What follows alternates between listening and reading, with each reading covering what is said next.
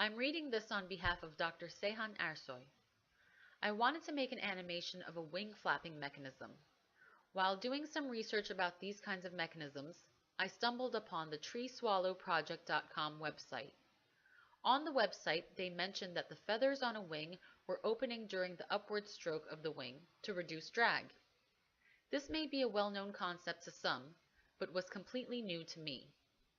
The swallow picture you see here shows this phenomenon clearly, and I'd like to thank Chris Gates for giving me the permission to use this image in this animation. Please take a good look at this image as it plays a very important role in the following explanation. The wings on a bird are in fact a set of flaps which open when the wing rises and close when the wing descends. This means there is less pressure on the wing during the upward stroke than in the downward stroke.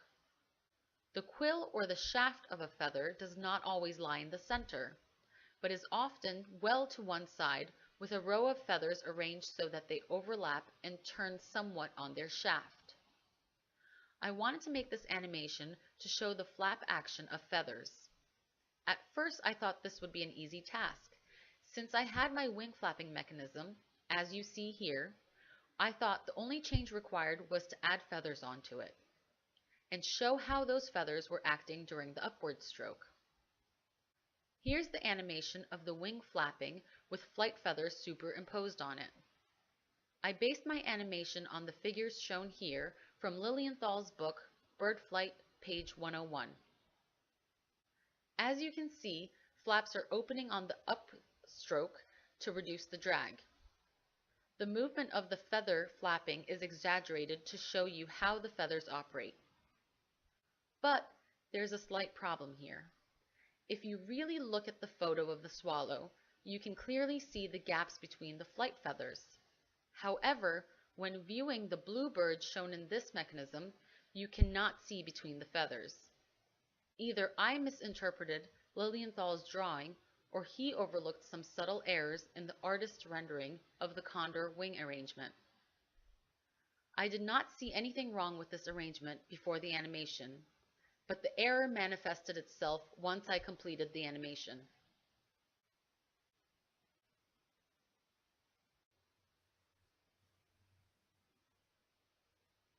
Apparently, something was not right here.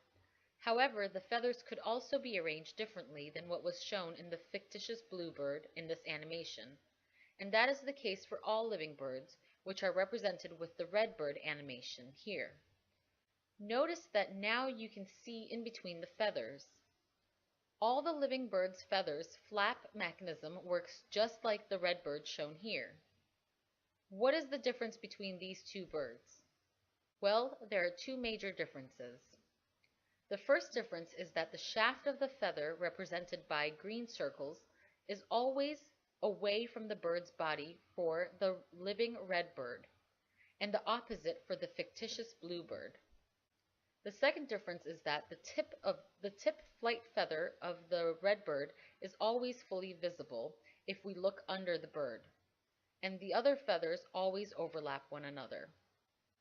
For the bluebird, the feather closest to the bird's body is fully visible, and the rest is overlapped. I call the redbird feather arrangement a positive arrangement, and the bluebird's a negative arrangement. Also, if the shaft of the feather is away from the bird, it will be called a positive feather and will be shown as a red feather. The bluebird's flight feather is such that the shaft of the feather is always closer to the bird's body. These kinds of feathers will be called negative feathers. It will be very clear soon why I use the term positive and negative for feathers and feather arrangements. If the feathers were acting as a flap, then why don't we see the birds in nature that are just like the bluebird? Since in both cases the flaps are opened in the upstroke, there should be a 50-50 chance for both the red and the bluebirds. However, we do not see birds like the bluebird in nature. Maybe it's because all birds, by luck, are descendant from one type of bird, and that's why we only see the birds like the red ones in nature. This would be a very simplistic explanation. Or maybe there is more to this than we imagined. As Lilienthal mentioned in his book, in nature, any design is not an accidental one. If nature selects one design over the other, then there must be a solid reason for that.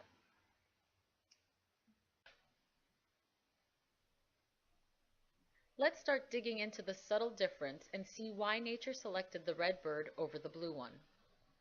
As you can see from these animations, when the feathers are opened in the upstroke, the air is pushed toward under the bird's body for the red bird and away from the body for the blue bird. This is a vital difference, and here is why. Think for a moment that the blue bird is on the ground and a predator is approaching. The bird instinctively flaps its wings to take off. First, it pushes its wings downward and also pushes the air under its wings downward, and it gains slight altitude. But when the bird is in the upstroke, the motion of the wing creates a vacuum under the wing. Since the air under the wing has an outward inertia due to the previous downstroke, the bird does not have enough time to fill this gap. At the same time, the air passing between the feathers, going outward, blocking some of the extra air coming toward under the wing. As a result, the bird will be sucked downward. This will nullify all the altitude gain obtained during the wing's downstroke, and because it did not get enough air under the wing, the next downstroke will be weaker. The bird will frantically flap its wings, and with each downstroke, it will go up slightly and fall down with each upstroke. So birds that are like the bluebird could only fly if they were to jump from a branch off of a tree or from a cliff. Taking off from the ground would be next to impossible for them. Now let's consider the redbird. When the wings are coming down, whatever happened with the bluebird will be repeated for the redbird as well. However, their upstroke is quite different from the bluebird's. While the wings are going up, the opening in the feather will push the air under the bird's body with a force that not only will it give it a supercharge the void with the fresh air from above, it will also give some upward force to the bird's body and keep it from falling downward. Also, the air coming around and under the bird toward the void will be assisted by the air coming through the feathers above. I use the term supercharge here because this is exactly what it is. The power used during the upstroke by the bird is converted, sending more air atoms downward. This has two effects. First, it gives an upward push to the bird, much like a Harrier jet. Second, it accumulates air under the wing for the next downward stroke, and the next downward stroke will take the bird higher. In short, for the redbird, there will be more air atoms to be pushed downward for each downstroke than the bluebird.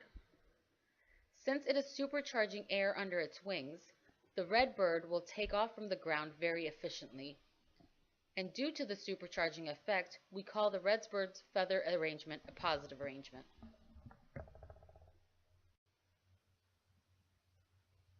Feather arrangements also play a crucial role during cruising flight.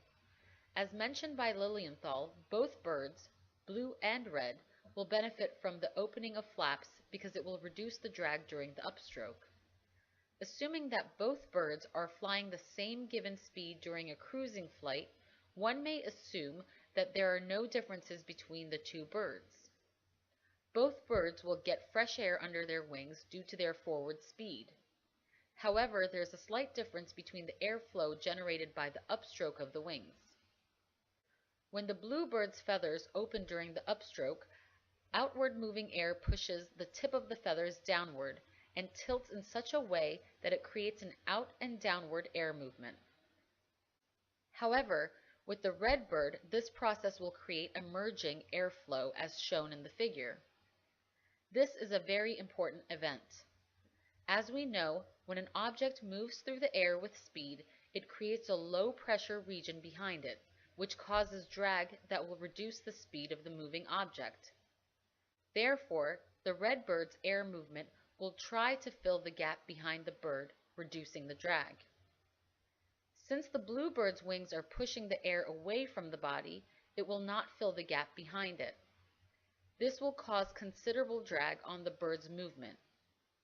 Also, the bluebird is trying to push the air outward into still air, which might show resistance to it and cause the bird to use more force and energy to push the air. On the other hand, the redbird's wings are pushing the air toward a cavity which needs the air, so that it can be filled. In short, the void behind the flying bird will reduce the drag, and as a result, energy consumption of upward moving wings will be reduced. The figure here shows a converging airflow for the redbird and diverging one for the bluebird. Is it a coincidence that these converging lines on the feather have the same direction and almost the same angle as the barbs on the feather? Is this a freak accident, or are the barbs assisting the airflow to be pushed toward the cavity behind the bird? I have a small hunch that this is the case. I thank Dr. Brett from the University of Montana, Division of Biological Sciences, for giving me permission to use this hummingbird picture in a wind tunnel. As you can see in this picture, the feathers open in the upward stroke and the airflow converges toward the back of the hummingbird. This figure shows 4 possible combinations of feather arrangements.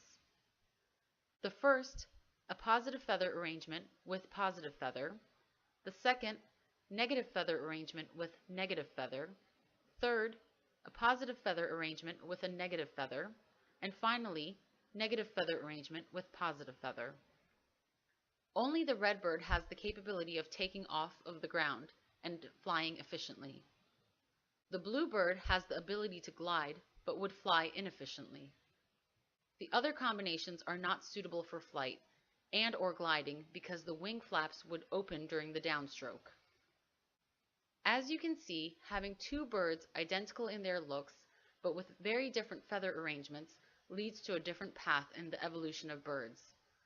If in nature there were birds like the bluebird we showed here today, they could not compete with the redbirds.